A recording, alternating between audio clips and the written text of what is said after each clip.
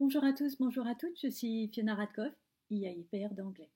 Je vais mettre le contenu de cette vidéo sous la vidéo pour que vous puissiez juste lire les consignes que nous donnons pour aller plus vite. Mais en gros, ce qui est important d'abord, c'est au niveau des consignes qu'on souhaite transmettre aux examinateurs, c'est qu'il n'est pas demandé d'annoter précisément chaque copie, ni d'apporter des commentaires détaillés, même si vous pouvez mettre des commentaires détaillés si vous le souhaitez. Donc ça, c'est le premier point. Deuxième point, on ne s'attend pas à ce que vous mettiez des conseils à l'élève, d'accord, parce que c'est vraiment une copie de baccalauréat. Et donc une brève annotation générale est ce qui est attendu, et il faut faire une brève remarque sur la synthèse et une autre sur la partie traduction. Et chaque prestation, donc n'oubliez pas, doit rester mesurée dans la forme, même sur les copies très faibles. Parce qu'on part du principe que la copie peut être portée à la connaissance du candidat. Donc quand vous allez mettre des notes sur 20, sachez que vous mettez directement les notes sur 20 par rapport aux deux grilles dans la machine, et c'est la machine qui va calculer le ratio 14 plus 6. Donc vous n'avez pas besoin de faire tout le calcul. L'évaluation, donc, elle se base sur les grilles. Donc il y a une grille pour la synthèse et une grille pour la traduction. Donc conservez bien la répartition des points que vous avez mis dans les différentes colonnes sur une feuille de papier à part, mais vous n'êtes pas obligé de mettre la répartition des points dans les différentes colonnes sur la copie.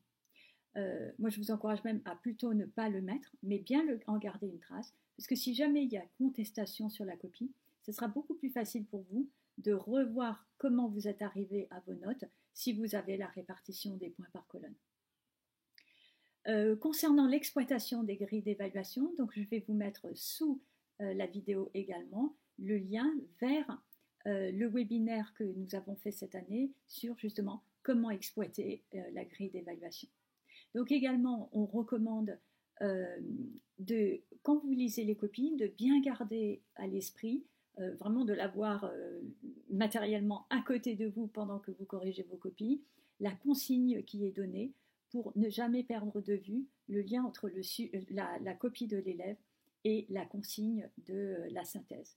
Parce que, en fait, il va y avoir des élèves qui vont faire des entrées qui vont être très intéressantes et peut-être auxquelles on n'aura pas pensé, mais ce qui sera important, c'est avant tout que l'élève réponde bien à la consigne. Et donc, les élèves qui font cet effort de bien respecter la demande, de cibler précisément la question qui leur est posée, ces élèves-là seront valorisés. Il importe également de bien lire la copie dans son ensemble, afin de bien en saisir au prime abord la logique interne avant toute évaluation. Et donc bien la lire en entier sur le plan de la forme et sur le plan du fond. Et ne pas oublier que pour réaliser la synthèse, plusieurs approches sont possibles et également valables. L'essentiel étant de s'assurer que celle de chaque candidat est effectivement pertinente et concrètement appuyée sur le dossier.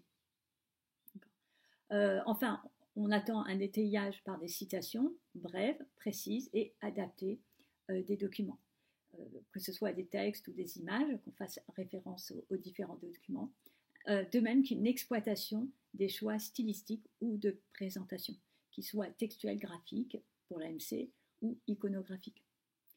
On conseille également de valoriser les copies qui arrivent à intégrer dans la synthèse l'ensemble des documents sans en négliger aucun, ni simplement les juxtaposer. Et puis de même, on souhaite valoriser les copies qui font des références culturelles hors du dossier, mais qui sont pertinentes. Donc ça, c'est la colonne 1, la colonne de gauche, mais qui sont pertinentes sans pour autant digresser. Et enfin, concernant la longueur de la production, les sujets demandent 500 mots environ pour la synthèse. Et donc, pour les candidats qui ne respecteraient pas cet attendu, en fait, on a décidé que finalement, ils se trouveraient mécaniquement sanctionnés par divers éléments de la grille d'évaluation. Donc, on a décidé qu'on ne rajouterait pas de sanctions supplémentaires. Les sujets ont été prévus pour cette longueur de 500 mots environ, et un traitement qui serait trop bref ou trop verbeux posera certainement des difficultés de forme comme de fond qui seront traitées dans la grille. Et donc, on a trouvé 2 exemples. Par exemple, un candidat qui serait très au-delà des 500 mots pourrait voir son évaluation plafonnée sur une ou l'autre des 2 premières colonnes de gauche, si l'on considère que son exposé, par exemple, n'a pas la clarté ou l'efficacité requise, ou encore s'il peine à faire preuve d'un usage suffisamment maîtrisé de ses moyens d'argumentation. Voilà, donc je voulais juste faire part des consignes que nous transmettons aux examinateurs. Et puis donc, je vous souhaite à tous et à toutes une excellente continuation. Au revoir.